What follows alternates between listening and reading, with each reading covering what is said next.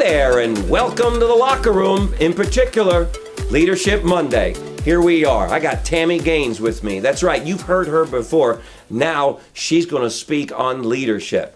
The reason is simple. Tami has thousands of people with whom she is responsible for and to, and she takes it very, very seriously. So she's one of these great leaders that you've heard me talk about and have brought into this locker room before. And we have Tami here today talking about self-leadership. Tami, welcome to the locker room again. You're so excited welcome. To be back. I'm so excited to have you in here. Yeah, we're having fun here, gang.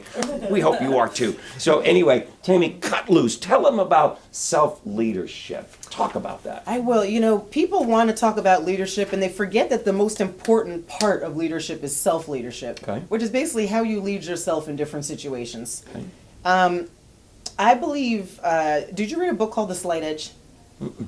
Absolutely phenomenal, The Slight Edge. Slight Edge, okay. But in The Slight Edge, they talk about having slight edge integrity, which is what you do when no one's watching you. So to me, that's the first part of self-leadership, is what do you do when no one's watching? When no one's looking. Right. So, you know, are you in integrity with your goals? Are you in integrity with your mindset? If you say you're going to do something, do you do it, or do you wait for someone to ask if you did it? So having slight edge integrity, critically important. I love it. I'm going to get that book. Thank you. Thank you very much. Don't get it. I'm going to get it for you. Ooh. That's how much I love it. I like when I get free things because I don't get much for free. Thank you so much. Don't get it. I'm going to get it for you. So tell us more. Come on. So the second thing, I believe, is planting seeds of success. Okay. You can't possibly help anybody else be successful until you have planted those own seeds in your own mind. And what people don't realize is what you plant in your brain grows. So it's your self-talk. It's what you read. It's who you surround yourself with. It's what you do in your idle time. Do you sit and watch TV, or are you constantly in a mode of self-improvement? So planting seeds of success in yourself happens before you can do it. So if I'm hearing you right, and I want to be an effective leader, the first place that I start before I learn to lead others is I got to learn to lead myself. I have to learn to do exactly what I say I'm going to do. Always be growing, always be learning. So that's self-leadership, as you would call it? That's self-leadership. Okay. One more piece, which is critical, is that I believe you have to develop a warrior mindset.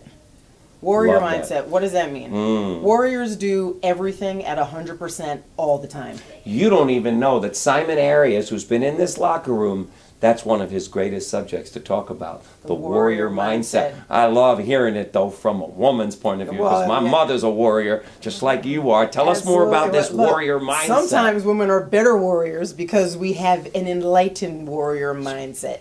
I hate to admit it as a guy, but she's right. So tell us more about this. Okay, warrior mindset. Warriors do everything at 100% all the time, period. Okay, love it. That's the first thing. Second thing, warriors act in spite of fear.